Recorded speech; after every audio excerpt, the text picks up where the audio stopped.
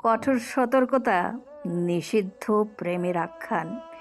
এই কাহিনী একটি কাল্পনিক ফ্যান্টাসি সাইফাই থ্রিলার, যেখানে থাকছে দূর ভিন গ্রহ, রক্ত মাংসের র্যাপটাইল, ড্র্যাগন মানব, fantasy, science fiction, reptile human hybrid theme, তীব্র এরোটেক অথবা graphic romance, psychological conflict, emotional trauma ও পাস্ট ট্র্যাজেডি। আজদাহা, বহু প্রাচীন উপকথার গভীর থেকে উঠে আসা এই নামটি কেবল একটি শব্দ নয়, এ হলো ভয়ঙ্কর এক ড্রাগনের প্রতীক, যার আগমন মানেই ত্রাস, আর যার নিঃশ্বাসে শুধু জলে ধ্বংসের অগ্নিশিখা।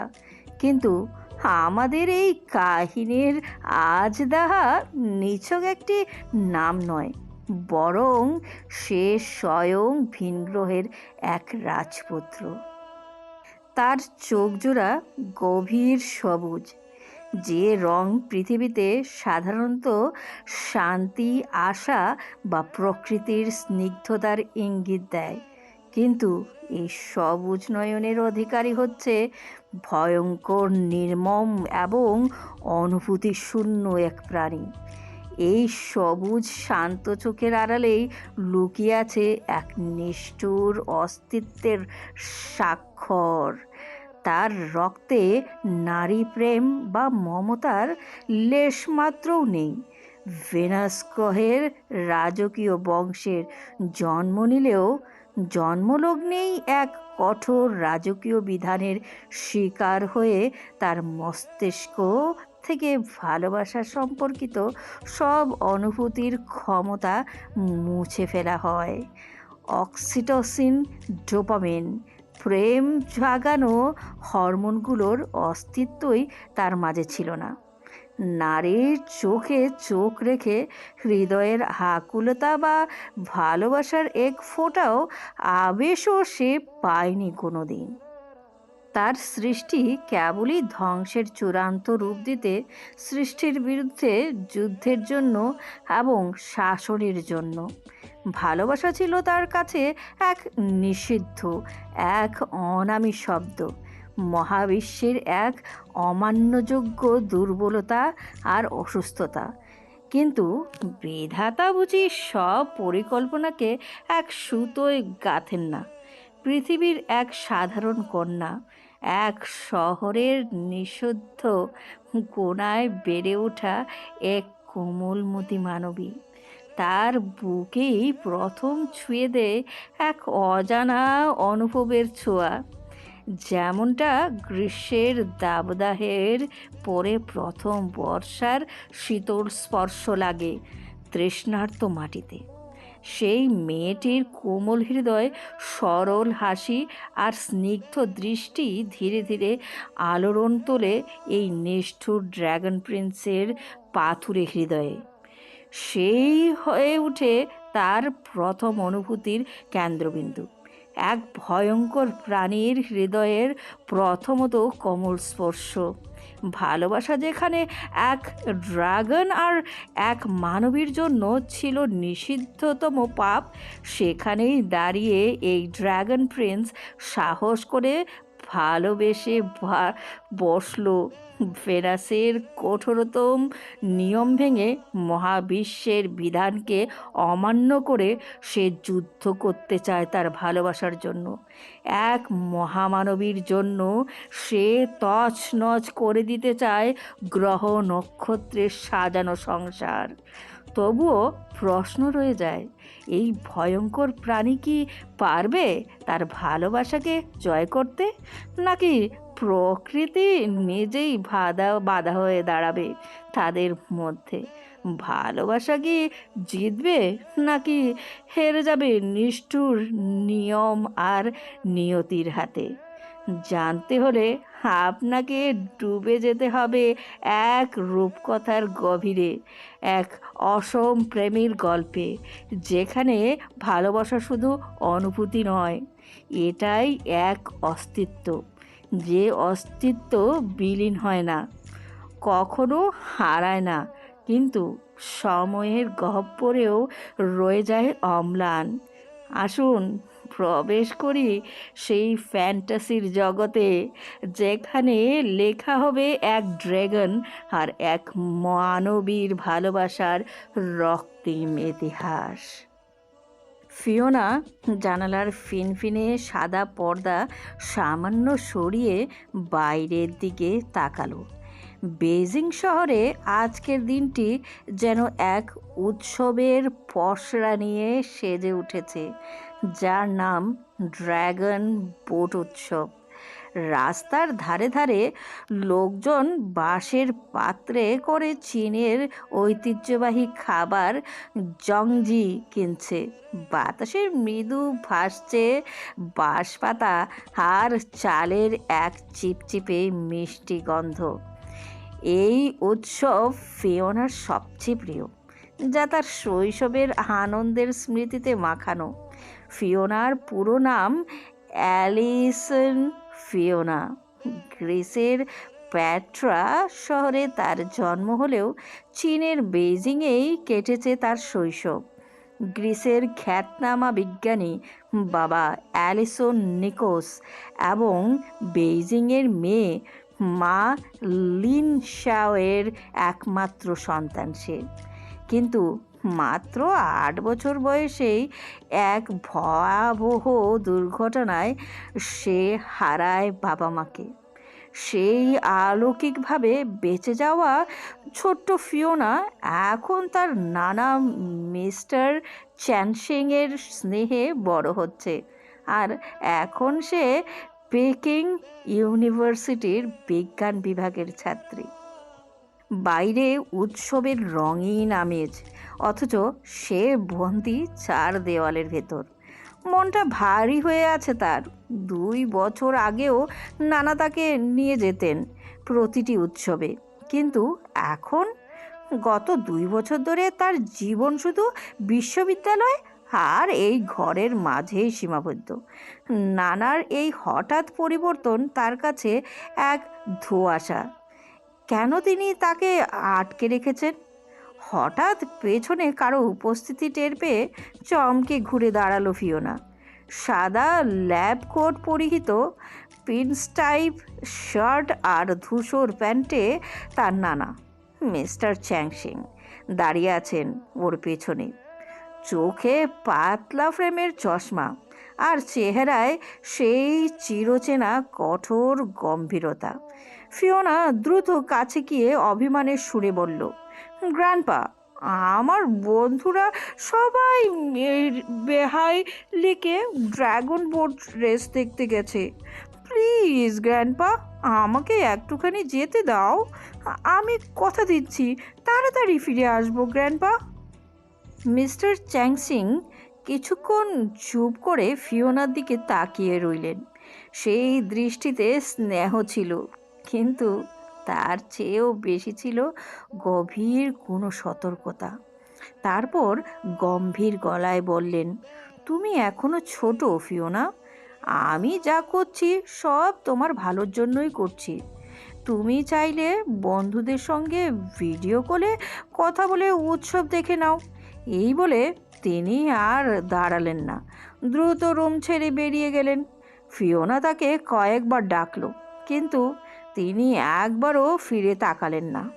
ফিওনার চোখে এক রাশ অভিমান আর চাপা কষ্টের ছায়া নেমে এলো। সে জানে তার নানা তাকে অনেক ভালোবাসেন, তবুও কেন এই বন্দি জীবন? কেন তাকে এভাবে আটকে রাখা হচ্ছে? প্রশ্নগুলো তার বুকের ভেতরে ঝড় তুলতে লাগলো। মিস্টার চ্যানশিং চীনের একজন খ্যাতনামা বিজ্ঞানী। তার জীবনের বেশিরভাগ সময় কেটেছে গবেষণায়। ফিওনাদের বাড়ির পেছনেই অবস্থিত তার বিশাল অত্যাধুনিক ল্যাবরেটরি, যেন এক রহস্যময় জগৎ, যার ভেতরে প্রতিটি প্রকল্পই গোপন। ফিওনার কৌতূহল বরাবরই এক ল্যাবকে ঘিরে। ছোটবেলা থেকেই সে ভাবত ওই পেছনের লোহার দরজার ওপারে কি লুকিয়ে আছে এমন। সে আবার জানালার পাশে ফিরে দাঁড়ালো, বাইরে ড্রাম বাজছে, মানুষ হাসছে, উল্লাস করছে। গ্র্যান্ডপার আদেশে অমান্য করেই আজ সে বের হবে। এই সিদ্ধান্তেই তার বুকে জেগে উঠল এক ধরনের সাহস আর প্রতিজ্ঞা। আমি আর ছোট নই, 17 পার হয়েছে। সেই মনে মনে বলল, আজ আর বন্দি থাকবো না, আমি বেরোবই আজ। ঠিক তখনই তার ফোনে মেসেজ আসে। তার বান্ধবী লিন লিখেছে, আমি তোর বাড়ির বাইরে গাড়ি নিয়ে দাঁড়িয়ে আছি, তাড়াতাড়ি বের হয়ে আয়, সময় কম। মুক্তির স্বাদে ফিওনা দ্রুত তৈরি হলো।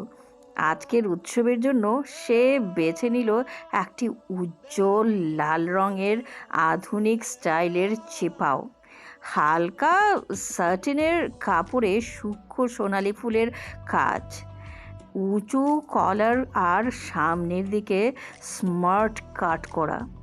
কোমরে বাঁধা সোনালি বেলটা তার ফিগারটাকে যেন আরও আকর্ষণীয় করে তুলেছে।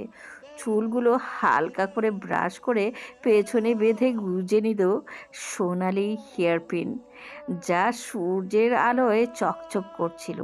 মেকআপ ছিল খুবই হালকা, চোখে পাতলা আইলাইনার আর ঠোঁটে হালকা গোলাপি লিপস্টিক।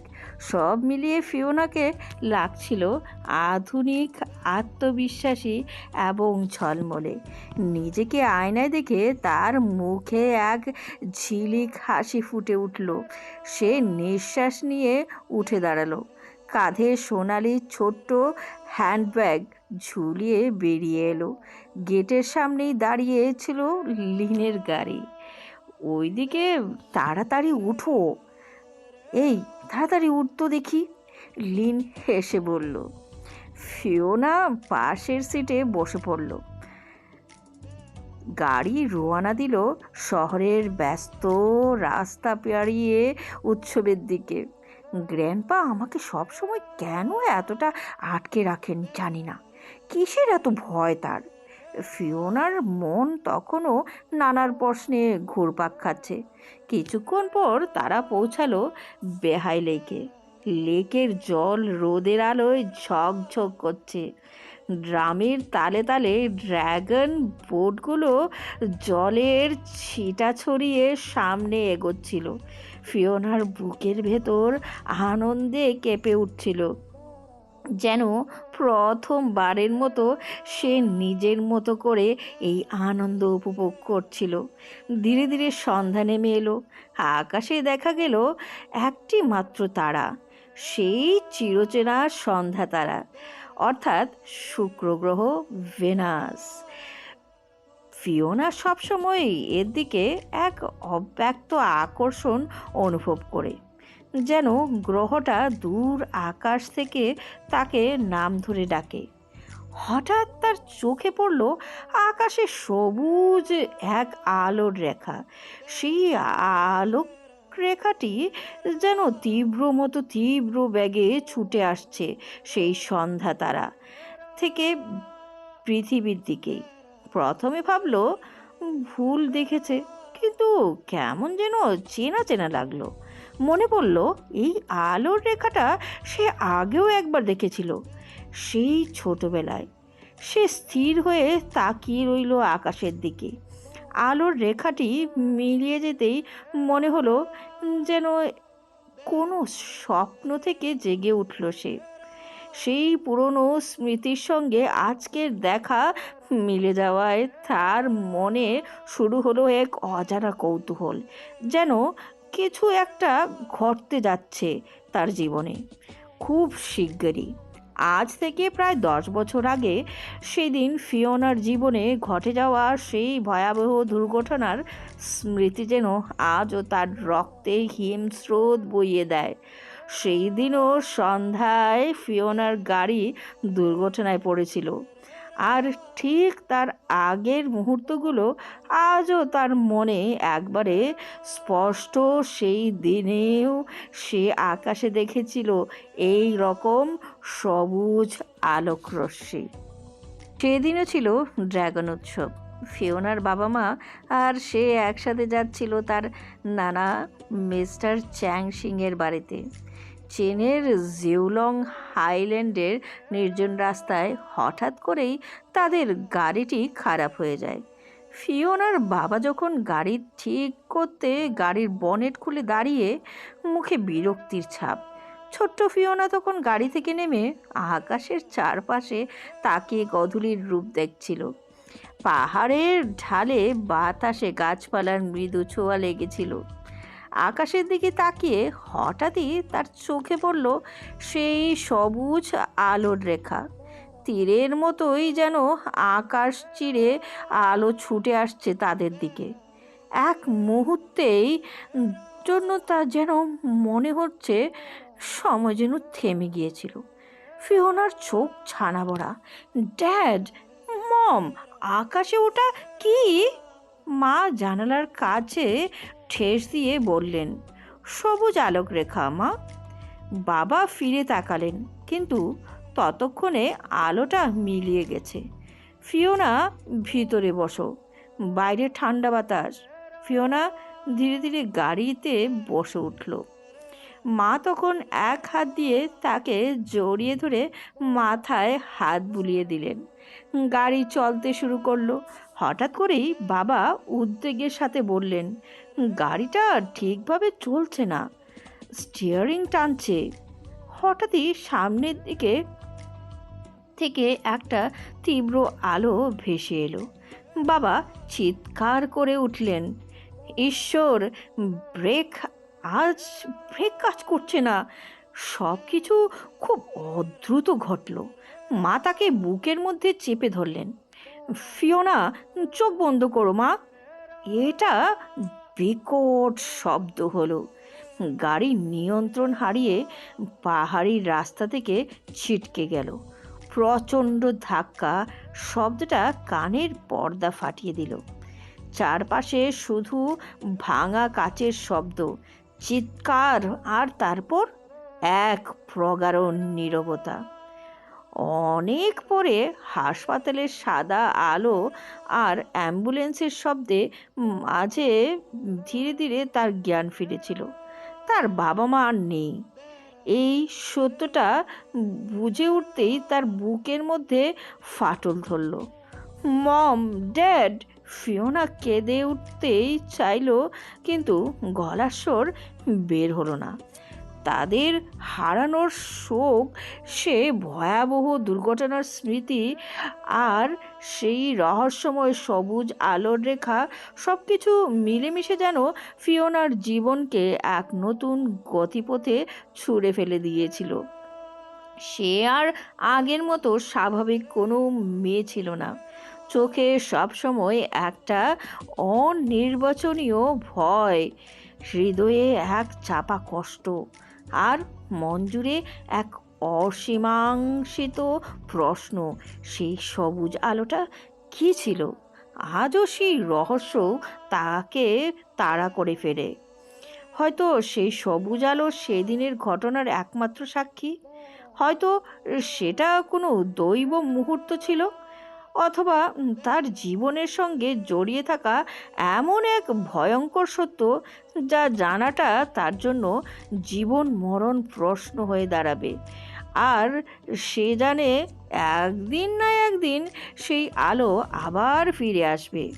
তার তখনই হয়তো ফিওনার সামনে খুলে যাবে এক ভয়ঙ্কর রহস্যের দরজা। ফিওনা চোখ বন্ধ করে আবার সেই মুহূর্তগুলো টের পায়। বুকটা কেঁপে ওঠে।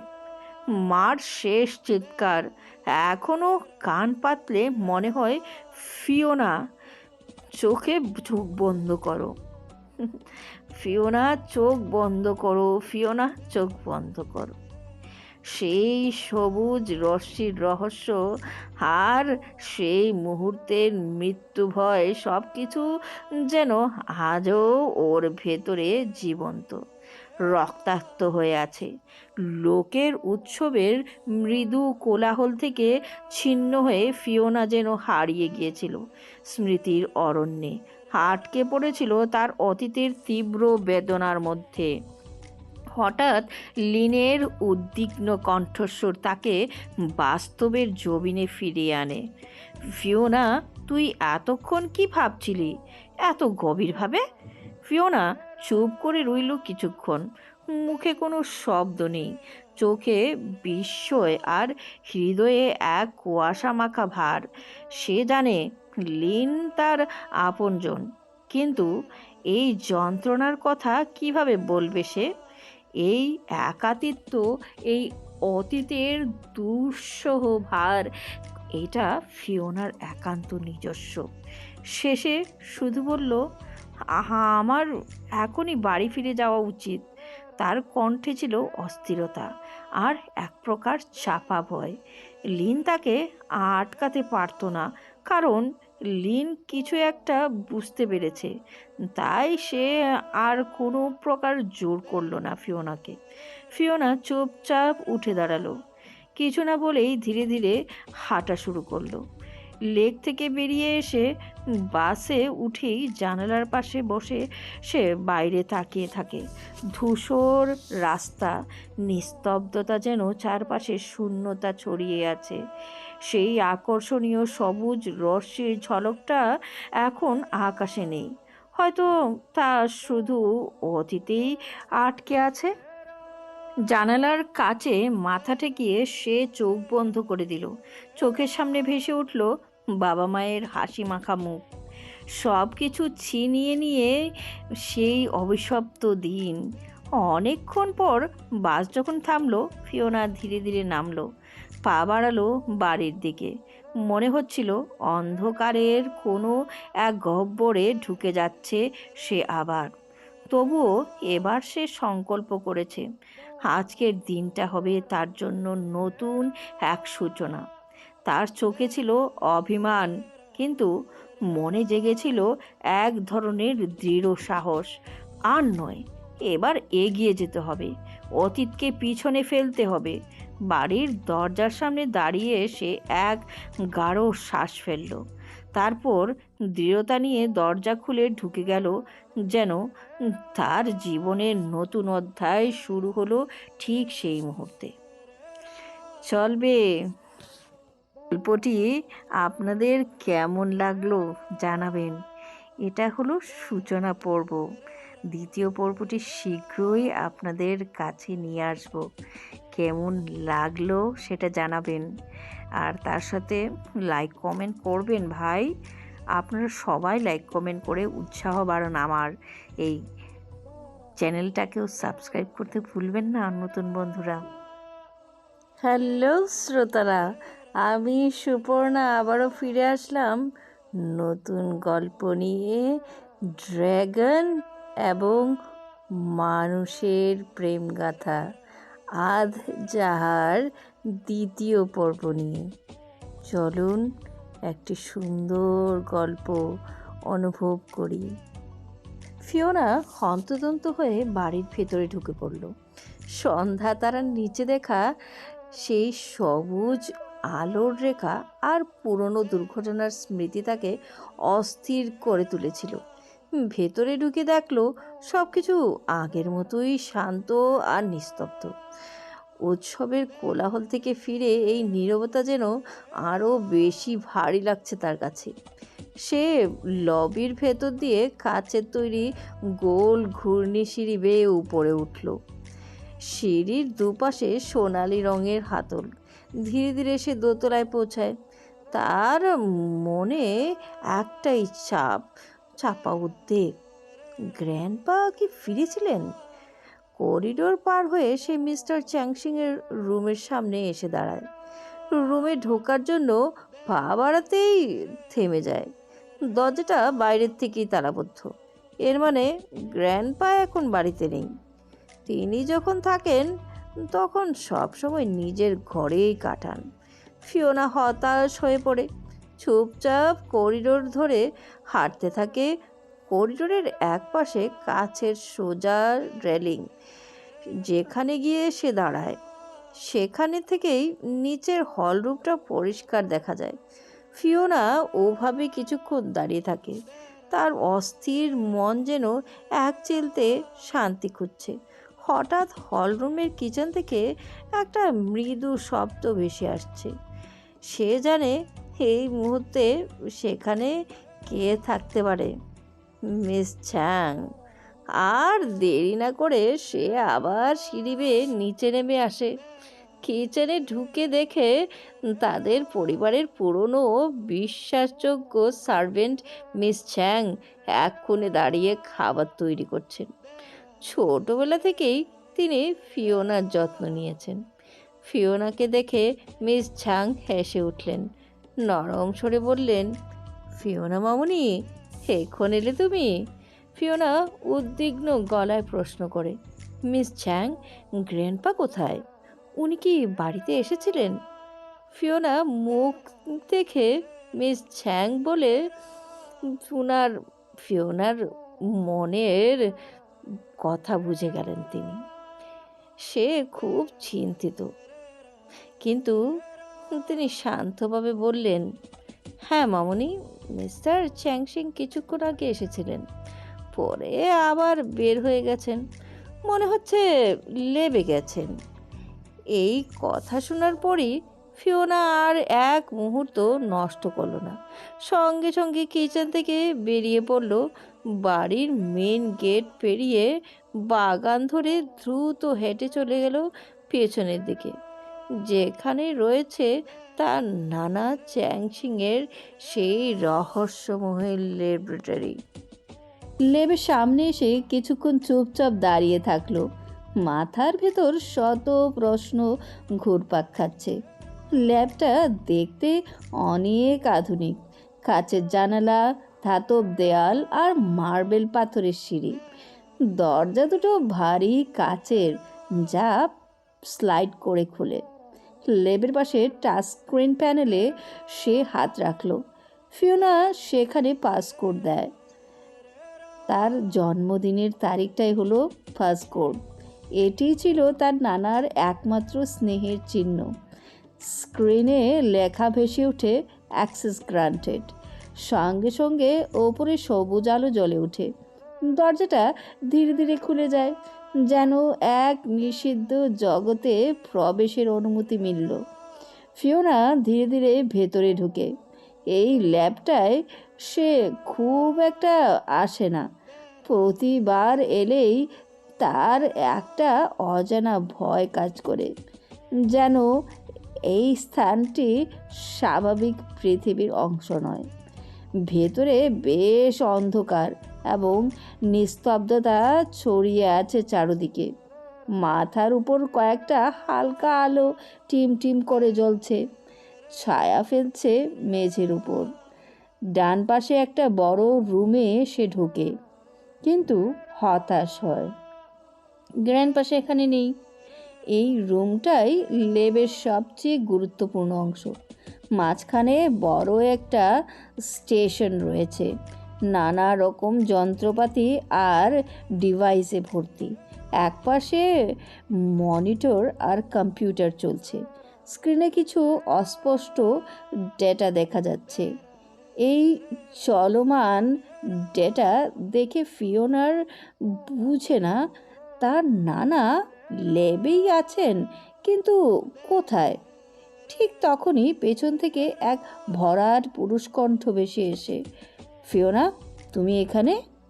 ফিওনা চমকে পেছনে ঘুরে তাকায় আর দেখে মিস্টার ওয়াংলি দাঁড়িয়ে আছেন, চীনের একজন নামকরা বিজ্ঞানী এবং তার নানার একমাত্র পার্টনার। ওয়াংলি কিছুটা অবাক হয়ে বলেন, হঠাৎ করে লেবে এলে, সব ঠিক আছে তো? ফিওনা হতাশ কণ্ঠে বলল, গ্র্যান্ডলি, আমার গ্র্যান্ডপা কোথায়? ওনাকে খুব দরকার, তাই লেবে এসেছি। ওয়াংলি কম্পিউটারের সামনে বসে চেয়ারে হেলান দিয়ে উত্তর দিলেন, তোমার গ্র্যান্ডপা একটু আগেই বের হয়েছেন। কিছু অন্য দেশের বিজ্ঞানীর সঙ্গে জরুরি মিটিং আছে, আজ রাতেই ফিরবেন। তুমি বরং বাড়ি ফিরে যাও ফিওনা। তার কণ্ঠে ক্লান্তি স্পষ্ট, চোখ মুখেও চাপা উত্তেজনা। ফিওনা আর কিছু না বলে ধীরে পেছন ফিরে হাঁটা শুরু করে। দরজার দিকে পা বাড়াতেই হঠাৎ একটা অদ্ভুত শব্দ কানে আসে, কিছুটা গম্ভীর, অনেকটা গর্জনের মতো, যেন কোনো ভয়ানক জন্তুর গলা গড়গড় করছে। সে থেমে যায়, কান খাড়া করে ভালো করে শোনে। আবারও সেই শব্দ, আবার একটু স্পষ্ট, যেন চাপা কোনো অস্থিরতা। ফিওনা ধীরে ধীরে পেছন ফিরে তাকায়। তার চোখে পড়ে সেই স্ক্রিনের রুমের দিকে, সেই সিক্রেট রুমের দিকে। এই রুমে সে কোনোদিন ঢুকতে পারেনি। গ্র্যান্ডপা তাকে কখনোই অনুমতি দেননি। তার মনে হলো শব্দটা ঠিক ওই রুম থেকেই আসছে। সে এগিয়ে যায়, তা আর এক পা দেবে, তখনই চোখ যায় রুমের দরজার নিচের দিকে। ভারী ইস্পাতের দরজা, নিচে একটা সরু ফাঁক রয়েছে, সেখান থেকে নীলচে আলো বেরোচ্ছে। আলোর আভা ছড়িয়ে পড়ছে মেঝেতে। ফিওনার বুক থক করে ওঠে। এই রুমে কি এমন আছে যার শৈশবের কৌতূহল যেন এক ভয়ঙ্কর রূপে ফিরে আসে? ফিওনা নিজের দৃষ্টি আরও তীক্ষ্ণ করে সিক্রেট রুমটার দিকে এগিয়ে যায়।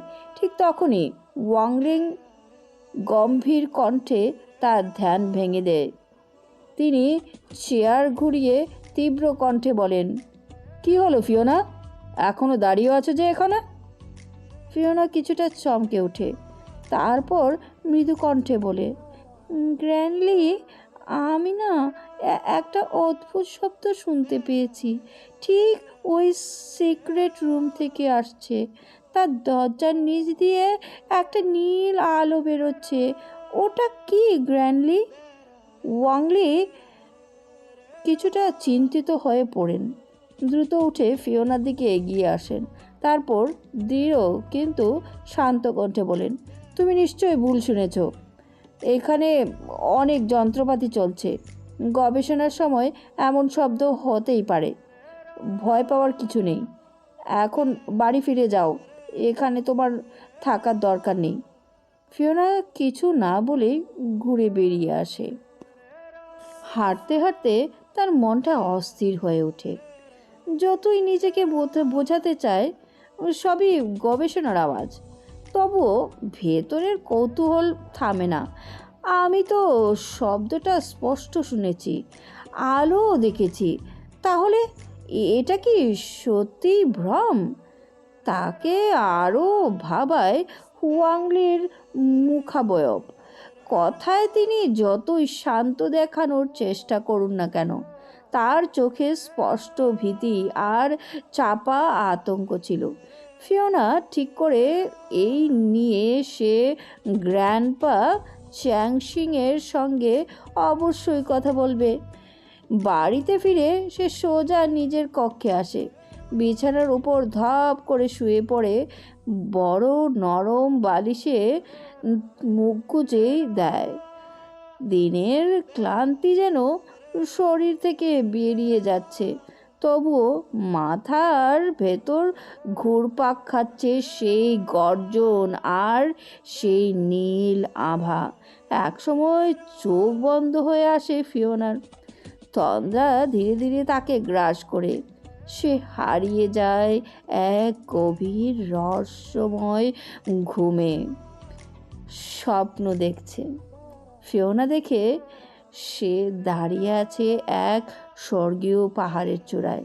চারদিকে রঙিন ফুলে ভরা সবুজ ঢাল, লাল, নীল, বেগুনি, হলুদ, প্রকৃতি যেন রঙের উল্লাসে মাতোয়ারা।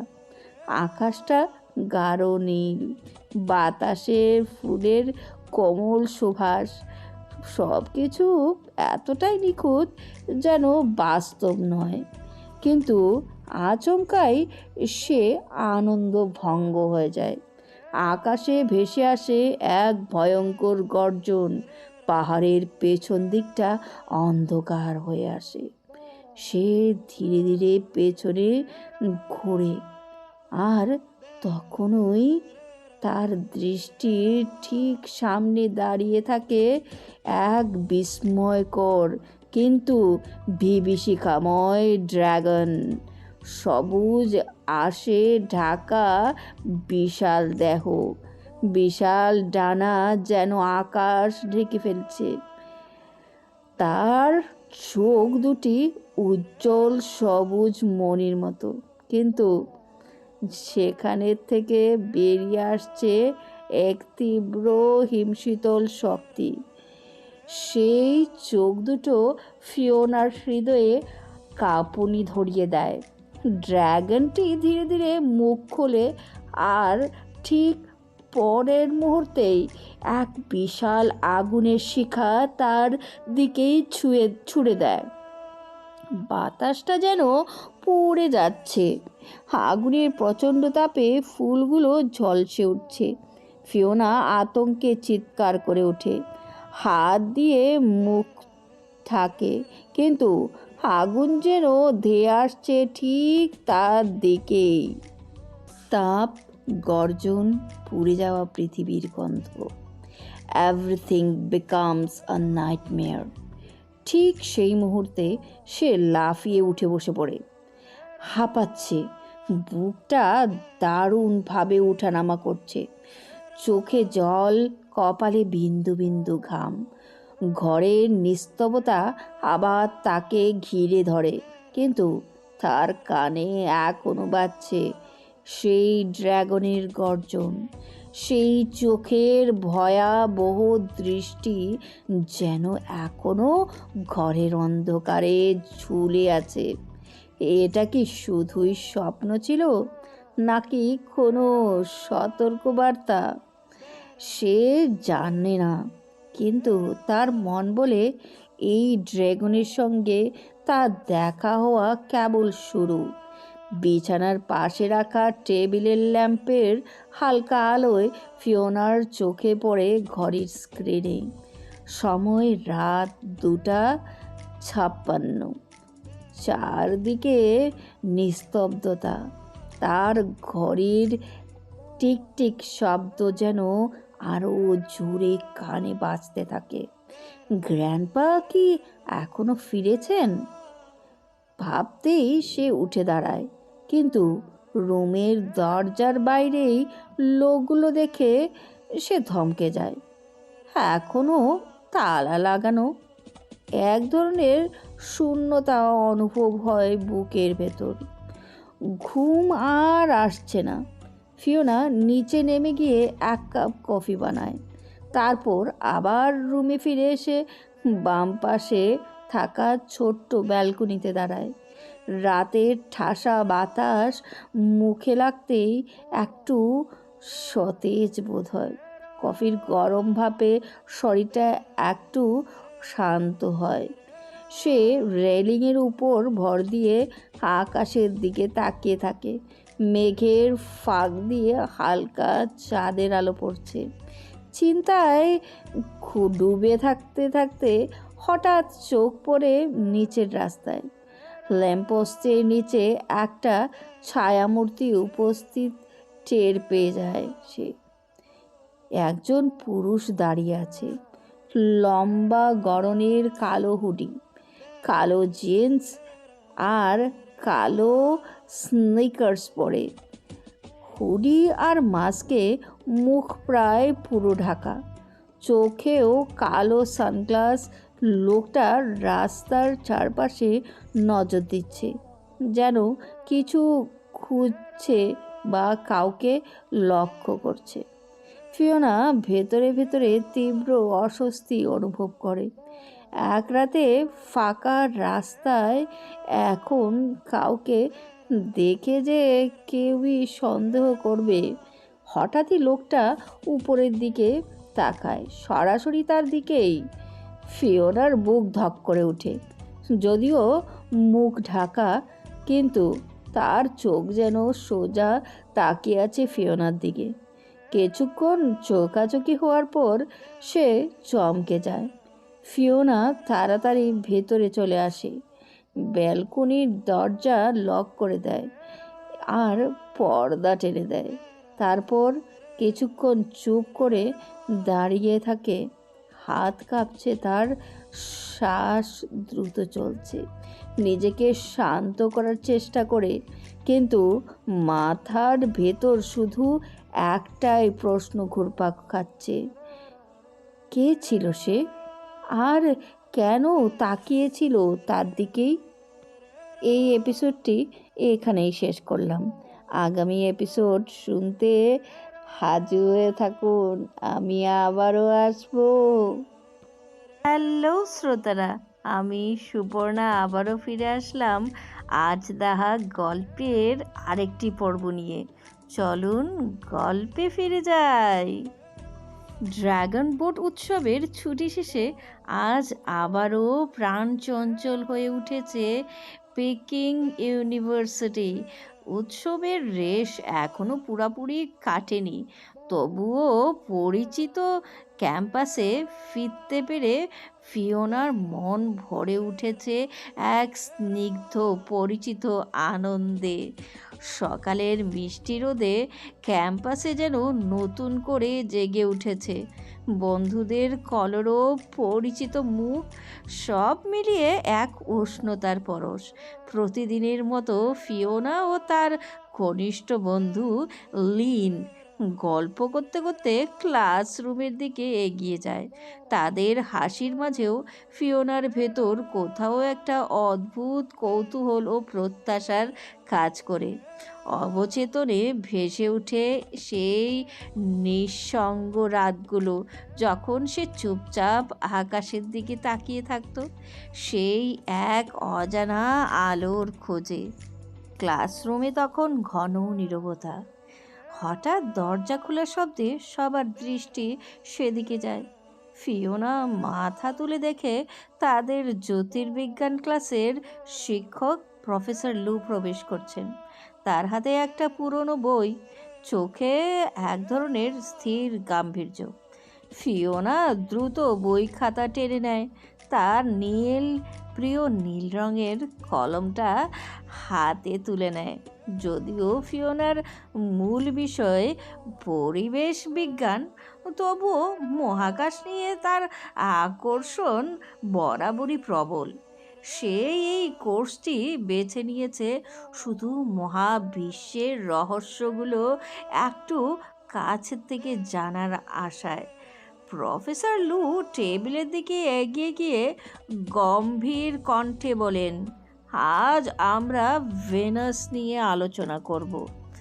ফিওনা তৎক্ষণাৎ নড়ে চড়ে বসে।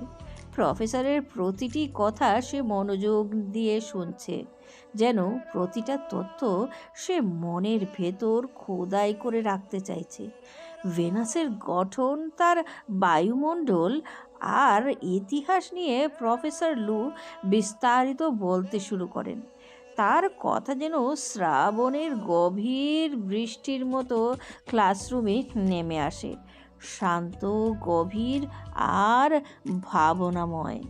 ফিওনার মন ধীরে ধীরে মহাশূন্যে হারিয়ে যায়।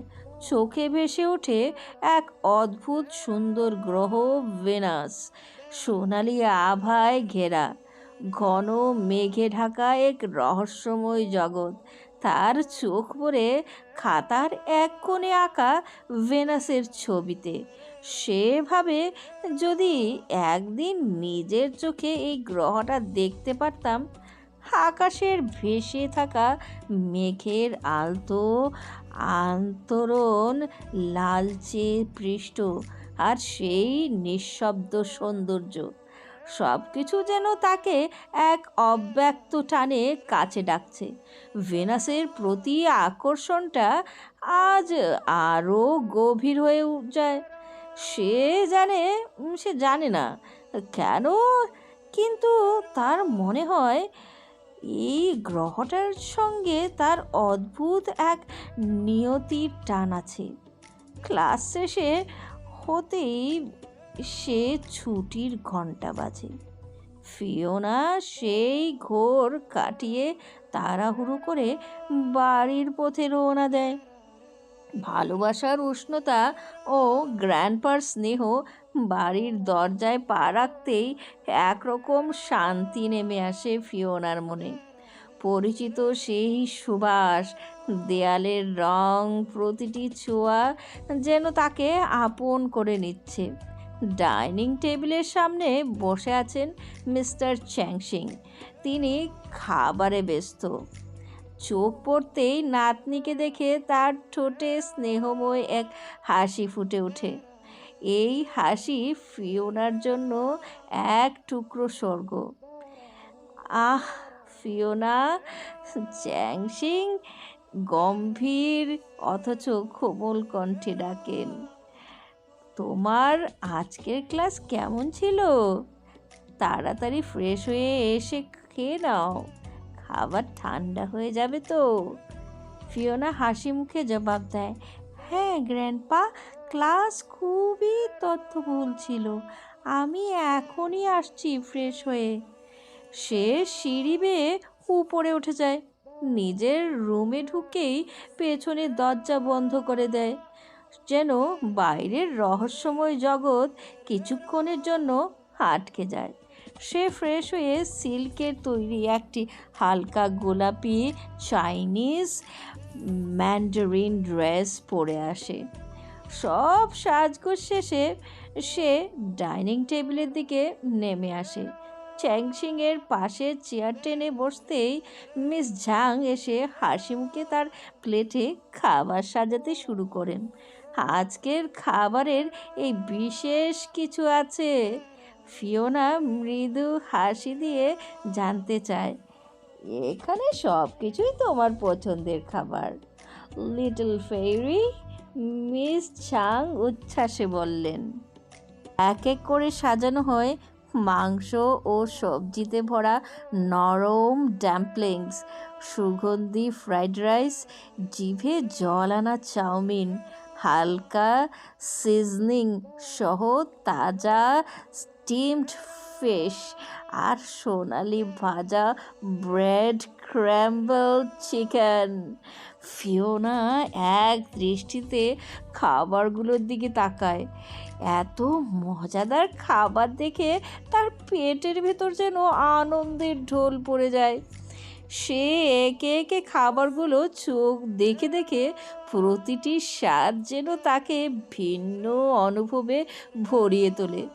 ভেনাসের সবই বা কাল রাতের লেবের চিন্তা, সব কিছু যেন এক মুহূর্তে মন থেকে সরে গেছে। মিস্টার চ্যাংশিংয়ের স্নেহপূর্ণ দৃষ্টি আর মিস ঝ্যাংয়ের যত্নশীল পরিবেশনায় ফিওনা যেন এক আনন্দময় নিরাপদ ঘরে ফিরে এসেছে।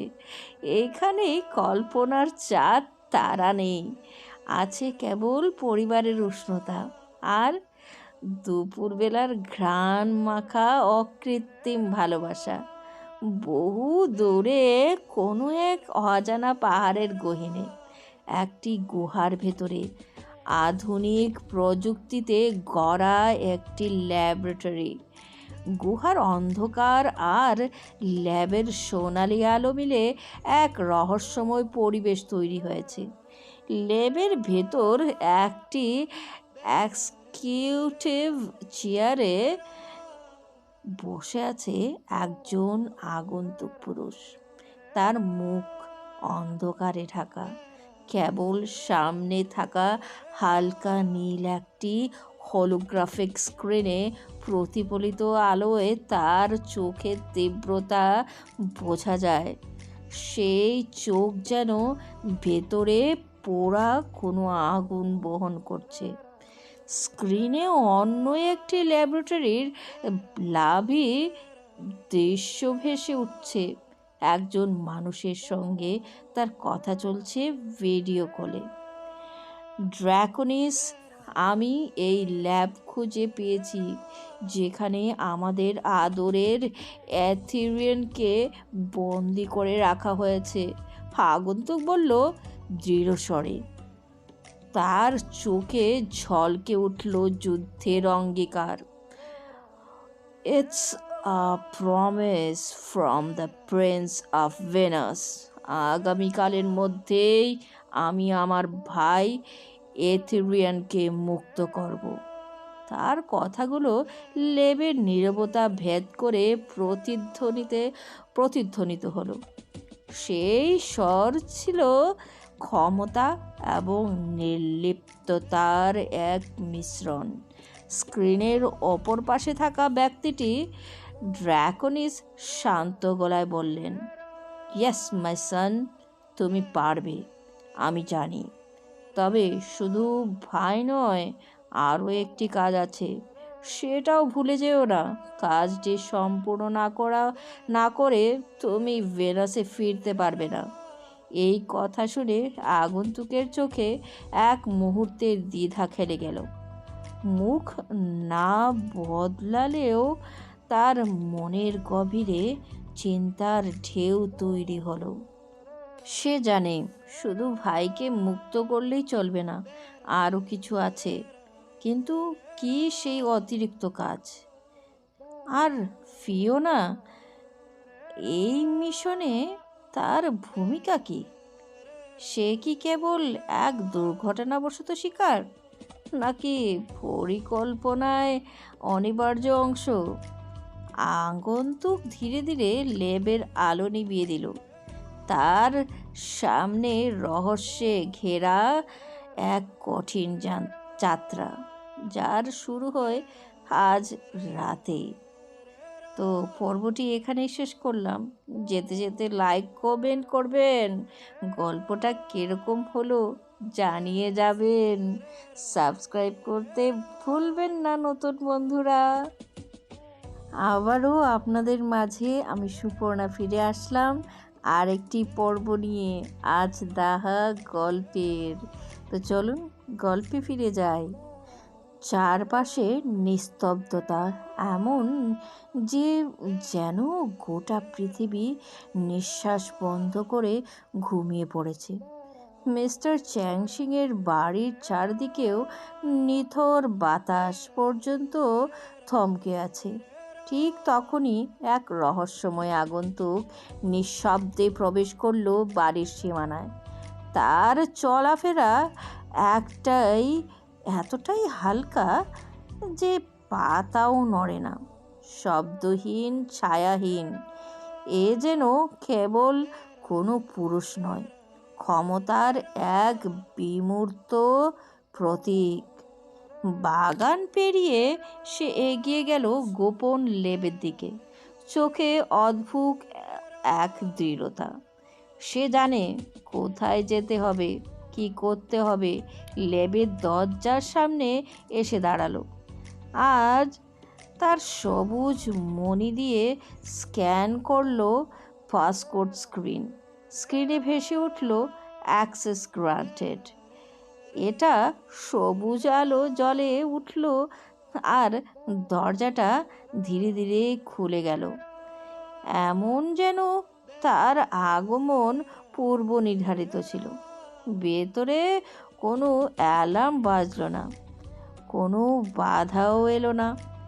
লেবের নিঃশব্দে ঘরে পা রাখল আগন্তুক। চারপাশটা যেন তার উপস্থিতিতে আরও ভারী হয়ে উঠল। হঠাৎ তার হাতে থাকা স্মার্ট ঘড়ি থেকে এক ঝলক নীল আলো ছড়িয়ে পড়ল। স্ক্রিনে ভেসে উঠল একটি বার্তা, এথেরিয়ান ইজ ইন দিস রুম। এই বার্তায় আগন্তুক থমকে গেল। তার চোখে জ্বলে উঠল এক ঝলক তৃপ্তি আর সংকল্প। সে ধীরে ধীরে সেই সিক্রেট রুমের দরজার দিকে এগিয়ে গেল।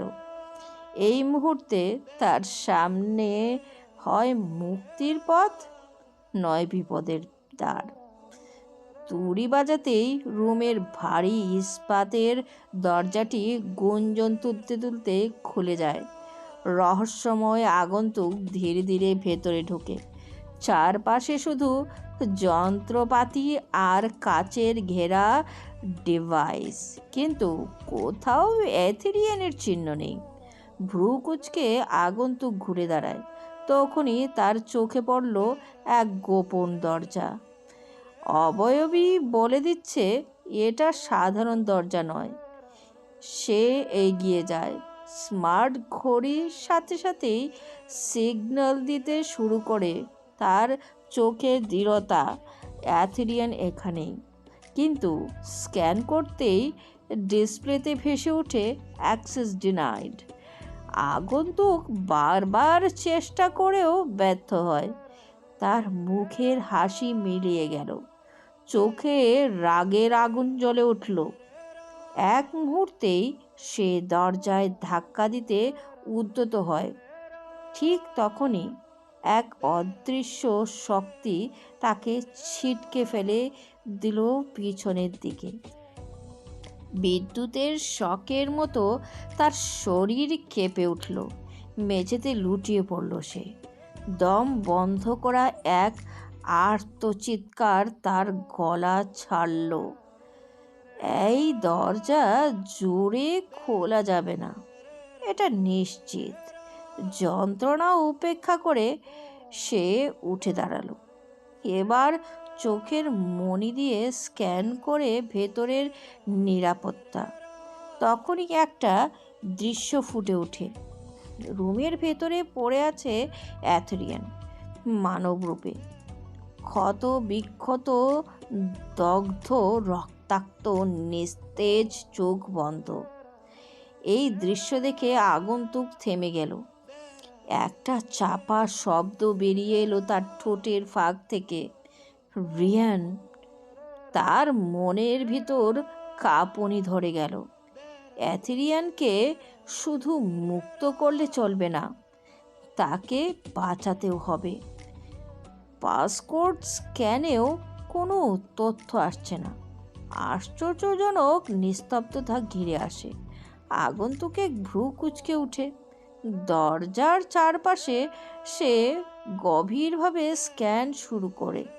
তখনই ধরা পড়ে এক অদ্ভুত কেমিক্যাল প্রবাহ ঘিরে রাখা আছে দরজার চারপাশ। এটি মানুষের জন্য নিরাপদ, কিন্তু অন্য যে কোনো প্রাণীর জন্য বিষের মতো। স্মার্ট ঘড়ির স্ক্রিনে ভেসে উঠে পরিচিত শব্দ, সেরাফিক ডিটারেন্ট।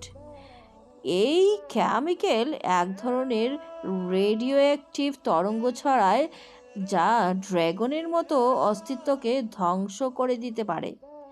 আরেকটা দুঃসংবাদ, সিক্রেট রুমের পাসকোড ডিভাইস শুধু মানুষের বায়োমেট্রিক পদ্ধতিতে খুলবে। অর্থাৎ এই দরজা তার মতো কারো জন্য নরকদ্বার। রাগে আগন্তুকের চোখ জ্বলতে থাকে। সে হঠাৎ চারপাশে থাকা ডিভাইস ভাঙতে শুরু করে। একটার পর একটা মনিটর, ক্যামেরা, যন্ত্রপাতি চূর্ণ হয়ে ছিটকে পড়ে। নিঃশব্দ পরীক্ষাগার এক মুহূর্তেই রণক্ষেত্রে পরিণত হয়। তারপর সে ছুটে যায় প্রধান কম্পিউটারে সামনে, যেখানে কিবোর্ডে তার আঙুল চলতে থাকে। দ্রুত একটি হ্যাকড বার্তা টাইপ করতে থাকে। কিছুক্ষণের মধ্যেই স্ক্রিনে ভেসে ওঠে এক তীব্র হুমকি, to mister Changshing, from your unwelcome visitor. তোমার সিক্রেট রুম আমাকে থামাতে পারবে না। তোমার সিস্টেমের দুর্বলতা আমি খুঁজে বের করবই। এথেরিয়ান মুক্তি পাবে, এটাই আমার প্রতিজ্ঞা। তোমার প্রযুক্তি আর কৌশল কোনো কিছুই আমাকে আটকাতে পারবে না। আমি আবার ফিরব, আর তখন কেবল দরজা নয়, পুরো ল্যাবরেটরি কাঁপবে। তোমার অনিচ্ছাকৃত আগন্তুক। সকালের প্রথম সূর্যরশ্মি জানালার ফাঁক গেলে ফিওনার ঘরে প্রবেশ করে। ঘুমের ঘোর সকালের প্রথম সূর্যরশ্মি জানালার ফাঁক গেলে ফিওনার ঘরে প্রবেশ করে। ঘুমের ঘোর কেটে যেতেই সে স্নিগ্ধ মুখে বিছানা ছাড়ল। আজ তার পোশাক সাদা শার্ট আর ব্যাজ চেনো প্যান্ট। শহরের ব্যস্ত রাস্তায় গাড়ি চলতে থাকে, আর ফিওনার চোখে ধরা পড়ে বিশ্ববিদ্যালয়ের চেনা ভবনগুলো নতুন দিনের প্রতিশ্রুতি নিয়ে জেগে ওঠে। অন্যদিকে এই সকালের অন্য মুখ। মিস্টার চ্যাংশিং পরীক্ষাগারে পা রাখতেই থমকে যান। চারপাশে ধ্বংসস্তূপ, ভাঙা মনিটর, ছেঁড়া তার, ভস্মীভূত যন্ত্রপাতি। তার চোখে ভয় জমে ওঠে। তিনি এগিয়ে যান প্রধান কনসোলের দিকে।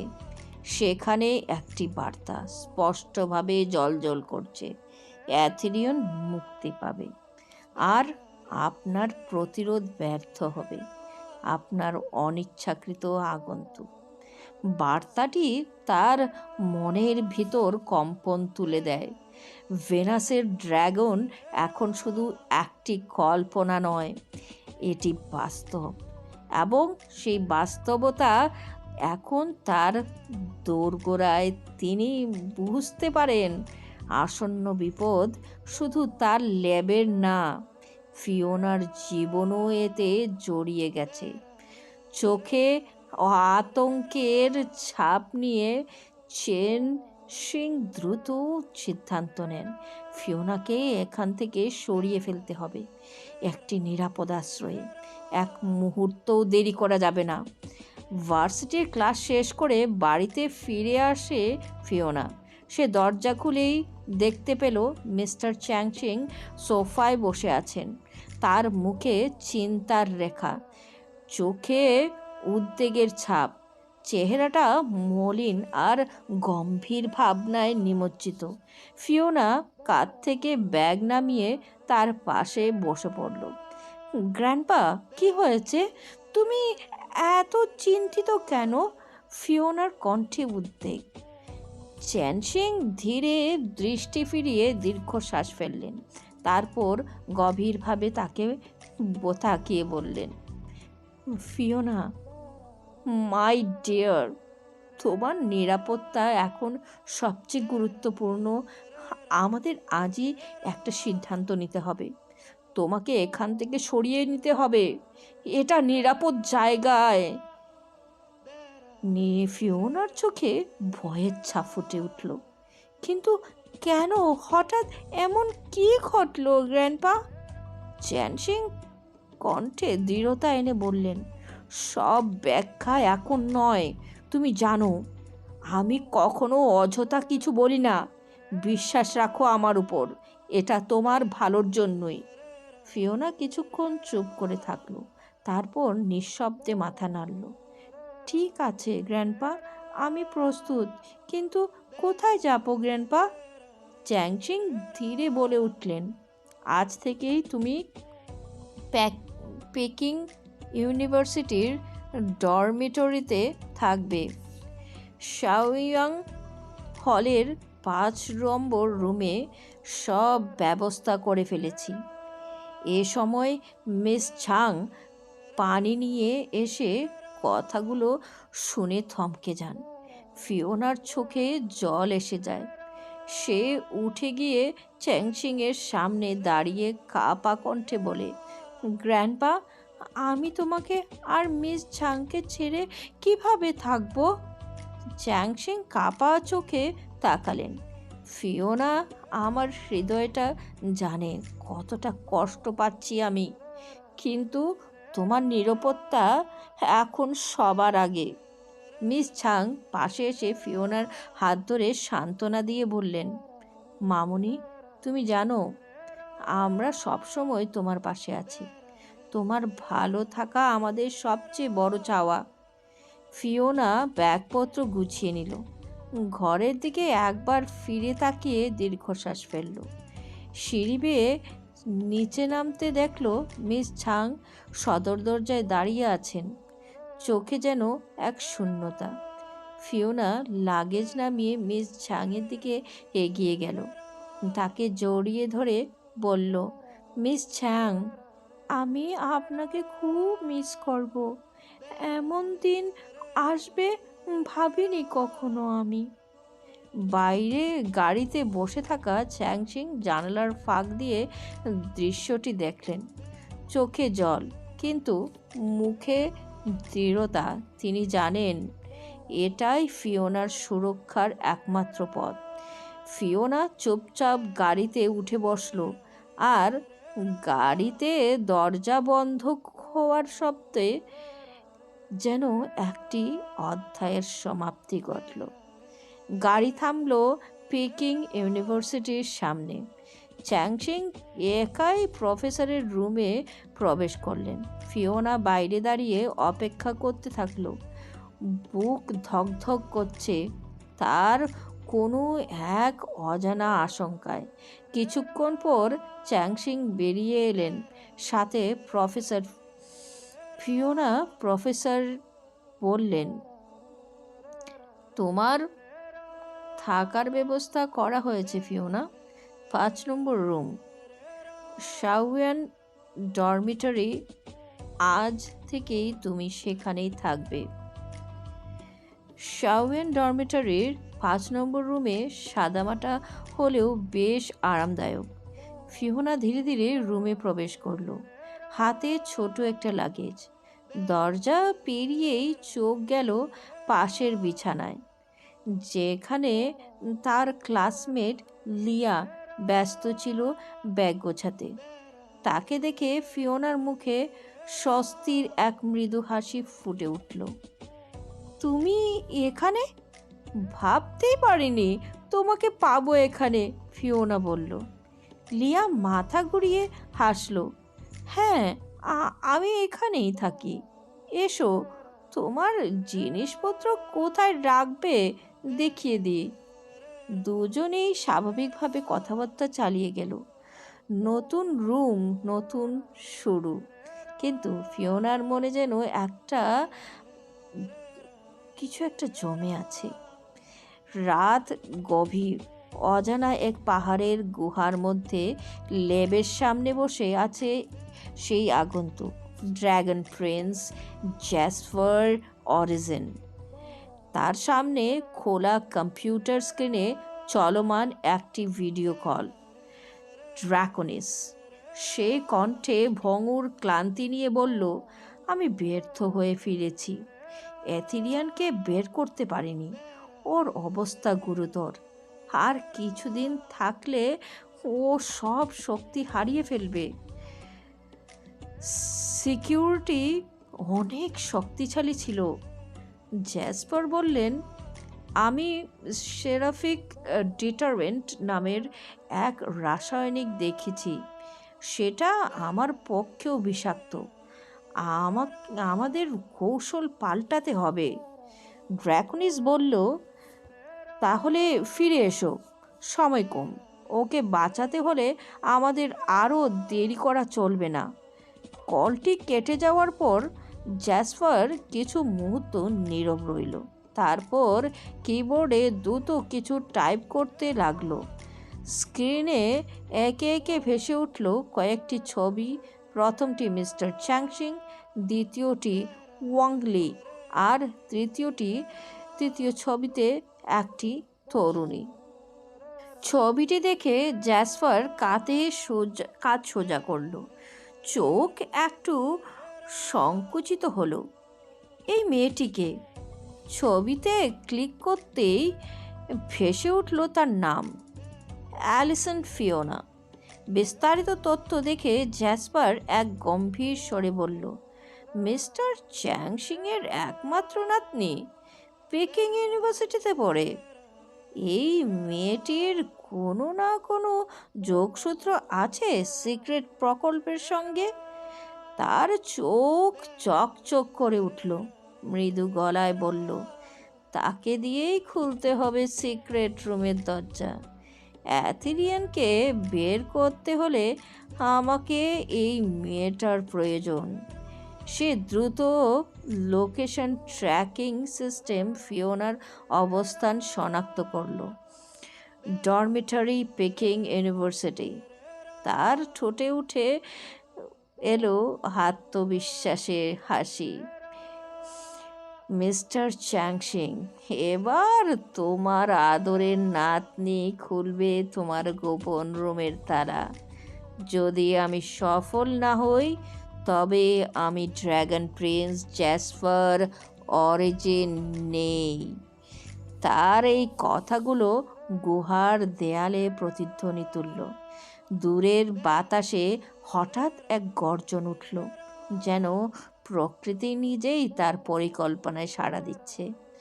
অন্যদিকে ফিওনা জানালার পাশে বসেছিল। বাইরে হালকা ঠান্ডা বাতাস বইছে, কিন্তু হঠাৎ যেন একটা অদ্ভুত দমকা হাওয়া এসে তার মুখে আঘাত করলো। ঠান্ডা হাড় কাঁপানো, তার শরীরে কাঁটা দিয়ে উঠল। তার মন বলছিল কিছু একটা আসছে, অজানা, অশুভ। এই সময়ে জ্যাসপার তার স্মার্ট ঘড়িতে একটি অ্যাপ্লিকেশন সেট করলো। সেই অ্যাপ ফিওনার ছবির সাথে যুক্ত।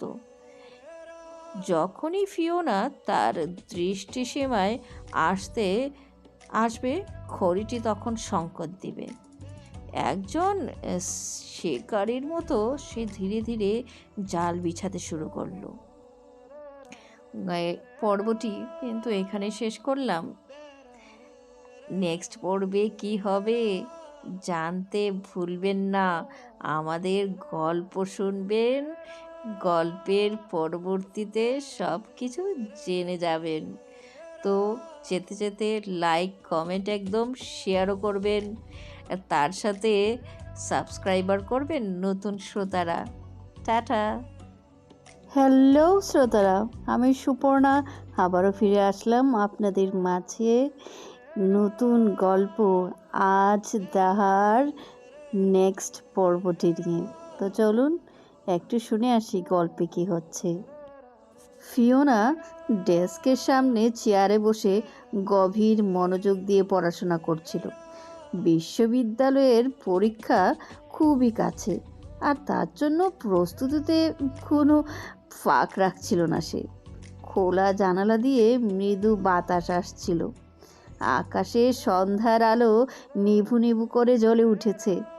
ভেনাস তারার উজ্জ্বলতাও সেই পরিচিত শান্তি নিয়ে হাজির হয়েছে। হঠাৎ তার চোখে ধরা পড়ল আকাশে এক অভূতপূর্ব দৃশ্য। আজ যেন কিছু অস্বাভাবিক ঘটছে। একসাথে 5টি তীব্র আলোকরশ্মি ভেনাস থেকে তীরের মতো ছুটে আসছে পৃথিবীর দিকে। সোনালি, আকাশি, রূপালি, ধূসর আর কালো রঙের আলোক রশ্মিগুলো এত দ্রুত গতিতে এগিয়ে আসছিল যেন ফিওনার চোখ অবাক বিস্ময়ে স্থির হয়ে গেল। মুহূর্তের মধ্যে সেগুলো কোথায় যেন গায়েব হয়ে গেল, মিলিয়ে গেল ঘন অন্ধকারে। সে তখনও আকাশের পানে হতভম্ব হয়ে তাকিয়েছিল। এই 5 রঙের আলোর সেই অদ্ভুত দৃশ্য তার চোখের এখনও স্পষ্ট। এমন কিছু সে কখনো দেখেনি। যদিও চীনের পৌরাণিক কাহিনীতে এমন অস্বাভাবিক দৃশ্যের কথা পড়েছিল, আজ তার সামনে সত্যি সত্যি তা ঘটল। ঠিক তখনই লিয়া বাইরে থেকে ফিরে এসে রুমে প্রবেশ করলো। লিয়ার চোখ পড়ল ফিওনাকে জানালা দিয়ে তাকিয়ে থাকতে। তার অদ্ভুত ভাব দেখে লিয়া সোজা ফিওনার কাছে এসে ডাক দেয়, ফিওনা, তুমি ঠিক আছো তো? এমন অন্যমনস্ক হয়ে জানালা দিকে কি দেখছিলে? ফিওনা এই মুহূর্তে কি বলবে ভেবে পেল না। সে নিশ্চিত এই অবিশ্বাস্য কথা বললে লিয়া কিছুতেই বিশ্বাস করবে না। তাই কথা ঘুরিয়ে নিল সে। স্বাভাবিক স্বরে বলল, তেমন কিছু না লিয়া, আমার গ্র্যান্ডপার কথা খুব মনে পড়েছিল জানো, তাই বাইরের দিকে তাকিয়েছিলাম। লিয়া ফিওনার দিকে মিষ্টি করে হেসে বলল, শোনো, আজকে রাতে আমার এক বেস্ট ফ্রেন্ডের জন্মদিন উদযাপন হবে। আমাকে ইনভাইট করেছে। আমি ভাবছিলাম তোমাকেও আমার সাথে নিয়ে যাব। মজা হবে, আর মনে হয় তোমার মনটাও ভালো হয়ে যাবে। ফিওনা একটু চিন্তিত মুখে বলল, না, আমি যাব না, তুমি যাও। তোমার বন্ধু তোমাকে ইনভাইট করেছে। আমি যদি চাই তাতে কেমন দেখাবে না? লিয়া দ্বিধাগ্রস্তভাবে বলল, আরে, ও তো আমার বেস্ট ফ্রেন্ড। তাছাড়া এক রাতে আমি একা একা যাব? হ্যাঁ, অনেক রাত হয়ে যাবে না? আবার একা একা বাসায় ফিরবো। প্লিজ ফিওনা, না করো না, আসো, আমার সাথে চলো। ফিওনা কিছুক্ষণ ভাবল। একদিকে নানার দেওয়া সতর্কবার্তা, অন্যদিকে একাকিত্বের ক্লান্তি। অবশেষে মৃদু হাসি দিয়ে বলল, আচ্ছা, ঠিক আছে, আমি তোমার সাথে যাব। দুজন মিলে দ্রুত প্রস্তুতি নিতে শুরু হলো। ফিওনা আজকে ব্ল্যাক মিনি ড্রেস পরেছে। তার ঠোঁটে ব্রাউন লিপস্টিকের একটি গাঢ় শেড, চোখে ক্যাট আই মেকআপ, আর কানে সিম্পল ব্ল্যাক ইয়াররিংস, হাতে একটি সিম্পল ব্রেসলেট, আর চুলে গ্ল্যামারাস কার্লস, পায়ে স্টিলেটো হিল, আর হাতে একটি ছোট ক্লাচ ব্যাগ। এই সাজে তাকে লাগছিল আধুনিক, সাহসী এবং ঝলমলে। লিয়া ফিওনার সাজ পোশাক দেখে মুগ্ধ হয়ে বলল, ও ফিওনা, তোমাকে আজকে সত্যি অসাধারণ লাগছে। তোমার এই ব্ল্যাক মিনি ড্রেস আর গাঢ় ব্রাউন লিপস্টিক একসাথে খুবই গ্ল্যামারাস লাগছে, একদম পারফেক্ট। লিওনাও লিয়ার সাজ পোশাক দেখে প্রশংসা করলো, তোমাকেও আজকে না একেবারে দারুণ লাগছে। তোমার এলিগেন্ট বডিকন ড্রেস আপটায় তোমাকে বেশ মানিয়েছে। লিয়া হাসি মুখে উত্তর দিল, ধন্যবাদ ফিওনা। এবার চলো বের হওয়া যাক, বাইরে গাড়ি অপেক্ষা করছে। গাড়ি ধীরে ধীরে চলতে শুরু করলো।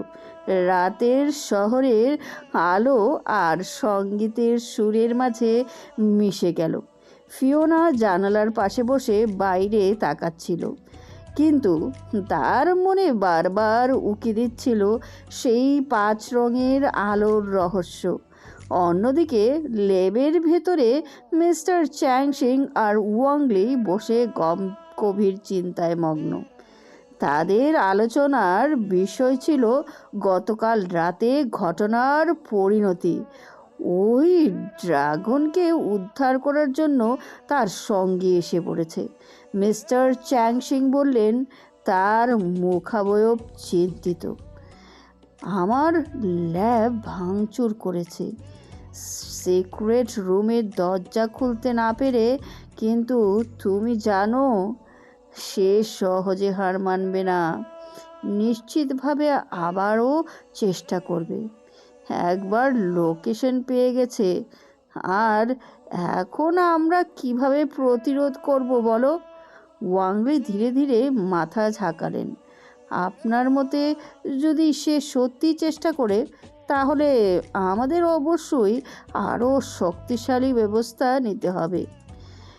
সেরাফিক ডিটারেন্ট এর নিরাপত্তা কোনোভাবেই লঙ্ঘন করা যাবে না। মিস্টার চ্যাংশিন গভীর নীরবতা কাটিয়ে বললেন, তাহলে আমাদের প্রস্তুতি নিতে হবে। যে কোনো মূল্যে দরজার নিরাপত্তা নিশ্চিত করতে হবে, আর আমাদের তদন্ত অব্যাহত রাখতে হবে, যাতে সে কোনোভাবেই আমাদের প্ল্যান ধরতে না পারে। ফিওনা এখন ডরমেটরিতে সে সবচেয়ে নিরাপদ জায়গায় আছে। দুজনেই এই সংকল্প নিয়ে তাদের আলোচনা শেষ করলেন। তাদের চোখে প্রতিশ্রুতি আর দৃঢ়তা ফুটে উঠেছিল। অন্যদিকে গুহার অন্ধকার কোণায় 5জন আগন্তুক একে একে প্রবেশ করে। তাদের মুখে গভীর শ্রদ্ধা আর আনুগত্যের প্রতিফলন স্পষ্ট। তারা সবাই প্রিন্স জ্যাসপারকে অভিবাদন জানিয়ে সম্মান প্রদর্শন করল। প্রিন্স অরিজিন, আমরা উপস্থিত। একজন আগন্তুক বললেন মাথা নুইয়ে। আমাদের নির্দেশ দিন, আমরা কিভাবে আপনার নির্দেশ পালন করব?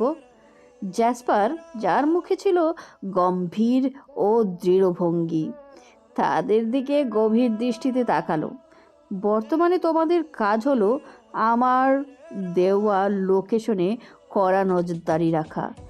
এই সময়ের মধ্যেই চেষ্টা করো কেমিক্যাল প্রতিরোধের জন্য কৌশল বের করতে। কিন্তু মনে রাখবে, আমার মিশন আরও গুরুত্বপূর্ণ। আমি এখন আমার মূল লক্ষ্য পালনে যাচ্ছি। আগন্তুকরা মাথা নুয়ে সম্মতি জানিয়ে চলে গেল। জেসপার তাদের নির্দেশনা অনুযায়ী প্রস্তুতি নিতে শুরু করলো। সে তার স্মার্ট ঘড়ির স্ক্রিনে ফিওনার সর্বশেষ লোকেশন ট্র্যাক করলো। ডরমিটরির থেকে দূরে M1 বেইজিংয়ে। জেসপার নিঃশব্দে গুহার মধ্যে থেকে বেরিয়ে গেল। ওর প্রতিটি পদক্ষেপ ছিল দ্রুত আর নির্ভুল। সে জানত আর এক মুহূর্তও সময় নষ্ট করা সম্ভব নয়। ফিওনার দিকে ওর যাত্রা শুরু হয়ে গিয়েছে। গাড়ি এসে থামলো গন্তব্যে। ফিওনা আর লিয়া গাড়ি থেকে নামতেই ফিওনার চোখে পড়ল একটা উজ্জ্বল সাইনবোর্ড, যার ওপর স্পষ্টভাবে লেখা ছিল M1 বেইজিং। এখানে বার্থডে পার্টি হবে। ফিওনা লিয়ার দিকে তাকিয়ে জানতে চাইল। লিয়া হাসি মুখে ওর উত্তর দিল, হ্যাঁ এসো, আমি তোমাকে ভেতরে নিয়ে যাই। ভেতরে প্রবেশ করতেই তার চোখে পড়ল এক দৃশ্য। এটি একটি আধুনিক নাইট ক্লাব, যেখানে চারপাশ জুড়ে উজ্জ্বল আলো, বর্ণিল নাচের ডিস্কো বল আর সুরম্য সঙ্গীতের ঝঙ্কার। ফিওনার জন্য এই পরিবেশ ছিল নতুন আর অদ্ভুত। ক্লাবের উন্মাদনা তাকে অভ্যন্ত দুনিয়া থেকে সম্পূর্ণ ভিন্ন এক জগতে নিয়ে গেল। ধূমপান, তীব্র আলো আর গানের তালে তালে সবাই মগ্ন হয়ে আছে। একটি টেবিলের চারপাশে বেশ কিছু ছেলে মেয়ে জমায়েত হয়ে বসেছিল। লিয়া আর ফিওনাকে সেখানে হাজির হলো। তারপর লিয়া তাকে সবার সাথে পরিচয় করিয়ে দিল। কেক কাটা শেষ হতেই পরিবেশ আরও প্রাণবন্ত হয়ে উঠল। এরপর ওয়েটাররা অ্যালকোহল দিয়ে ভরা গ্লাস নিয়ে আসতে শুরু করলো। ফিওনা নম্রভাবে ককটেলে বারণ করে মকটেল হাতে নিল। পিচ আর পাইনঅ্যাপেলের সুমধুর মিশ্রণ তাকে কিছুটা স্বস্তি দিচ্ছিল। কিন্তু লিয়ার সঙ্গীরা যখন আনন্দে মাতাল হয়ে উঠল, ফিওনার চোখে পড়ল তাদের আচরণে এক ধরনের অস্বস্তি। ফিওনা হাতে মকটেল ধরে ক্লাবের আলো ছায়ায় চারপাশে পরিবেশ গভীরভাবে পর্যবেক্ষণ করছিল। হঠাৎ বার কাউন্টারের দিকে তার চোখ পড়তেই ফিওনা দেখল এক রহস্যময় ব্যক্তিকে দাঁড়িয়ে থাকতে। ব্যক্তিটির হাতে ছিল একটি গাঢ় লাল পানীয়, তার উপর দিয়ে কালো রঙের হুডি পরা। মাথায় হুডি দিয়ে মুখ ঢেকে রেখেছে সে। চোখে সানগ্লাস আর মুখে মাস্ক দিয়ে মুখ আচ্ছাদিত ছিল তার। তার অদ্ভুত পোশাক আর গোপনীয়তা দেখে ফিওনা মনে সেদিনের স্মৃতি ঝলসে উঠছে। ব্যালকনি থেকে সে যখন দেখা সেই দৃশ্যটা, অজ্ঞাত পুরুষের ছায়া, সেরকমই লাগছিল। তার অস্বস্তি বেড়ে গেল। সে অনুভব করলো যে সেই রহস্যময় ব্যক্তি তাকে লক্ষ্য করছে। তার চোখের তীক্ষ্ণ নজর আর মুখাবয়বের অস্বাভাবিক গোপনীয়তা ফিওনার ভেতর গভীর এক আতঙ্ক তৈরি করলো। হৃদস্পন্দন দ্রুত হতে শুরু করলো। তার শরীরে প্রতিটি কোষে এক অদ্ভুত শীতলতা অনুভব হতে লাগলো। ভয়ের কারণে সে দ্রুত লিয়াকে খুঁজতে লাগলো, কিন্তু লিয়া আর তার বন্ধুরা ইতিমধ্যেই মাতাল হয়ে পড়েছে। ফিওনা দ্রুত লিয়ার কাছে গিয়ে বলল, লিয়া, চলো, আমরা এখনই বাসায় চলে যাই। আমি তাড়াতাড়ি চলে যেতে চাই। লিয়া মাতাল অবস্থায় হাসতে হাসতে বলল, আরে একটু তো সময় থাকো না, একটু সময় দাও আমাকে, পার্টি তো শুরু হয়েছে সবে মাত্র। ফিওনার উদ্বেগ স্পষ্ট হয়ে উঠল। সে তার মোবাইল বের করে দ্রুত ক্যাবের ব্যবস্থা করার চেষ্টা করছিল। তার মনোযোগ এখন সেই রহস্যময় লোকের দিকে, যে প্রতি মুহূর্তে ওর কাছে ঘনিষ্ঠ হয়ে আসছিল। হঠাৎ একজন ছেলে এসে তার হাত ধরে, চলো, আমাদের সাথে নাচো বলে প্রস্তাব দিল। ফিওনা নিজের অস্বস্তি প্রকাশ করে বলল, না ধন্যবাদ, আমি নাচতে চাই না। ছেলেটি আপত্তি না মেনে বারবার জোর করছিল। সে আবার বলল, আরে এসো না, একটু মজা করব, আসো তো। আমি বলছি না আমি নাচবো না, জোর করছেন কেন? সতর্ক উত্তেজিত পরিস্থিতির মধ্যে হঠাৎ ঘটে গেল এক অপ্রত্যাশিত ঘটনা। তৎক্ষণাৎ এক অজ্ঞাত ব্যক্তি ছেলেটির মাথায় একটি কাচের বোতল দিয়ে আঘাত করলো। কাচের বোতল ভেঙে মাথায় আঘাত লাগতেই ছেলেটার মাথা ফেটে রক্ত বের হতে শুরু করলো। ছেলেটি মাথায় হাত দিয়ে ফ্লোরে লুটিয়ে পড়ল। ঘটনাটি এতটাই তীব্র ছিল যে সবার মনোযোগ সেদিকে চলে গেল। ফিওনা চমকে উঠল। ক্লাবের পরিবেশে একটা অস্থিরতা সৃষ্টি হয়। আলো ও সঙ্গীত বন্ধ হয়ে যায়। মাতালদের মধ্যে কেউই প্রতিক্রিয়া জানায় না। তারা নিজেদের মতো করে মাতাল থাকে। কিন্তু ফিওনার চোখের সামনে দাঁড়িয়ে রহস্যময় ব্যক্তি যে ওই ঘটনাটি ঘটিয়েছে তার দিকে তীব্রভাবে তাকিয়ে থাকে। ফিওনার বুকের মধ্যে এক ধরনের শীতলতা অনুভব হয়। ম্যানেজার দ্রুত ছুটে আসে। তার মুখে আতঙ্কের ছাপ স্পষ্ট। রহস্যময় ব্যক্তি এক নিঃশ্বাসে ফিওনার হাত ধরে। তার শরীরের অদৃশ্য শক্তি যেন ফিওনাকে নীরবভাবে নিয়ন্ত্রণ করছে। ফিওনার চোখে ভয়ের ছাপ স্পষ্ট, কিন্তু তার হাত ধরে নেওয়ার পর সে কোনো প্রতিরোধ ছাড়াই অসহায়ের মতো ম্যানেজারের সামনে দিকে চলে আসে। ফিওনা স্পষ্ট স্বপ্নের মতো সেই লোকের পেছনে পেছনে চলে আসছে, যেমন সে সম্মোহিত হয়ে গেছে সেরকমই। ক্লাবের চটজলদি পরিবেশ থেকে বেরিয়ে আসে তারা। জ্যাসপারের চোখ অলিভ গ্রিন রহস্য। বাহিরে এসে রহস্যময় ব্যক্তি গতি অব্যাহত থাকে। ফিওনার মনের ভেতর প্রশ্ন আর উদ্বেগের ছায়া বাড়তে থাকে, কিন্তু সে এক মুহূর্তের জন্য দাঁড়িয়ে যায় না। ফিওনার চোখের সামনে গাঢ় অন্ধকারের মধ্যে একটি গাঢ় রঙের গাড়ি দাঁড়িয়েছিল। রহস্যময় ব্যক্তির গাড়ির দরজা খুলে দিয়ে ফিওনাকে বসতে সাহায্য করে। ফিওনা অস্বস্তির মাঝে গাড়ির আসনে বসে পড়ে। রহস্যময় ব্যক্তি ড্রাইভিং সিটে বসে আর গাড়িটি চলতে শুরু করে। গাড়ির ভেতরের শীতল পরিবেশে ফিওনার মন অবসন্ন হয়ে পড়ছিল। আর কিছুক্ষণ পরেই ওর সম্বিত ফিরে আসে। ভয় ও অবাক অবস্থায় সে দৃঢ় কণ্ঠে প্রশ্ন করে, কে আপনি? এরকম রহস্যময় পোশাক কেন আপনার? ওই লোকটাকে এমন নির্মমভাবে মারলেন কেন আপনি? আর আমাকেই বা কেন ওই লোকটার হাত থেকে রক্ষা করলেন? বলুন। রহস্যময় ব্যক্তি গাড়ি থামিয়ে দেয় আর তার মুখে ঠান্ডা গম্ভীর একটি দৃষ্টি নিয়ে ফিওনার দিকে তাকায়। গম্ভীর কিন্তু শান্ত কণ্ঠে সে বলল, জ্যাসপার অরিজেন আমার নাম। ফিওনার মনে দ্বিধার সৃষ্টি হয়। ওর কণ্ঠে স্পষ্ট উত্তেজনা আর সন্দেহ। কি চান আপনি? কোথা থেকে এসেছেন?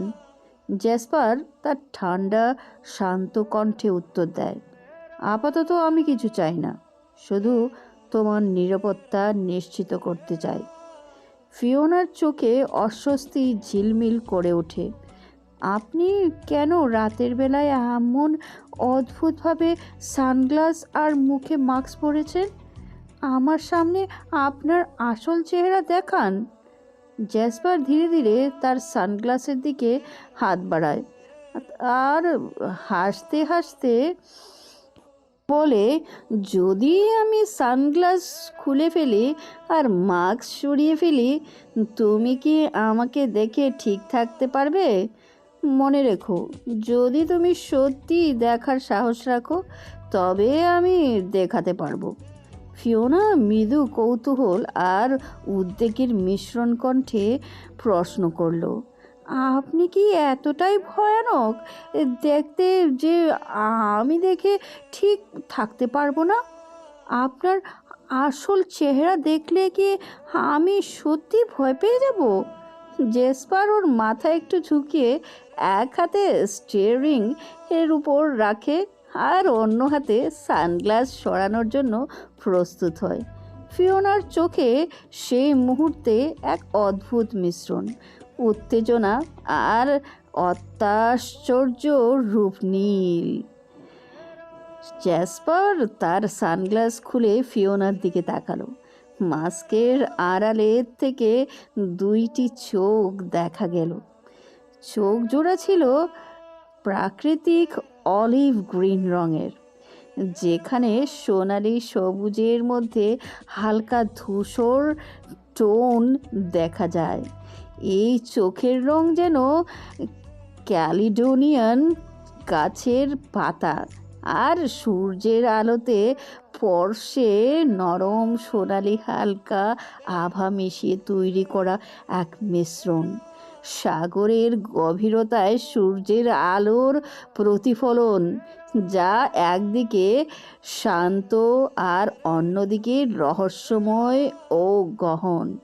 ফিওনা এক অজানা পৃথিবীতে হারিয়ে যায়, যেখানে এই চোখের আভা তাকে মন্ত্রমুগ্ধের মতো ঘিরে ধরে।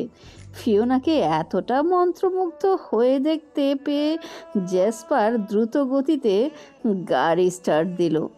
গাড়ি ফিওনার ভার্সিটির সামনে এসে থামল।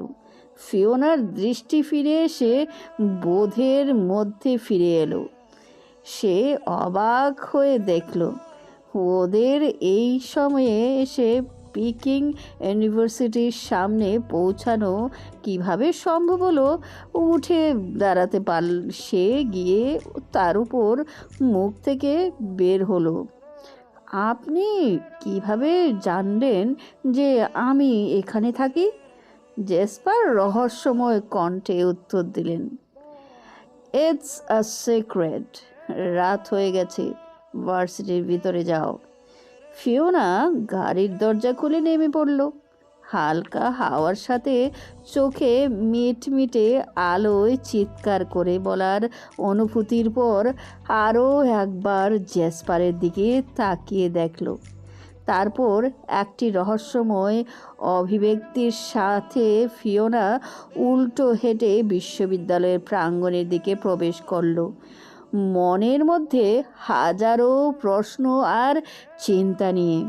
ফিওনার চোখের আড়াল হয়ে যাওয়ায় সঙ্গে সঙ্গে জ্যাসপার অল্প কিছুক্ষণ অপেক্ষা করে গাড়ির ইঞ্জিন ধরে গাড়ি চালানোর জন্য প্রস্তুতি নিল। গাড়ি ধীরে ধীরে সড়কে ছুটতে শুরু করলো, গন্তব্যের দিকে গোপন পরিকল্পনা নিয়ে দ্রুত ছুটে চলেছে। তার সাথেই এই এপিসোডটি এখানেই শেষ করলাম। তো এপিসোডটি কীরকম লাগলো সেটা জানাতে ভুলবেন না কমেন্ট করে। সাথে সাথে একটা লাইক করবেন আর আমাকে সাবস্ক্রাইব করতে ভুলবেন না।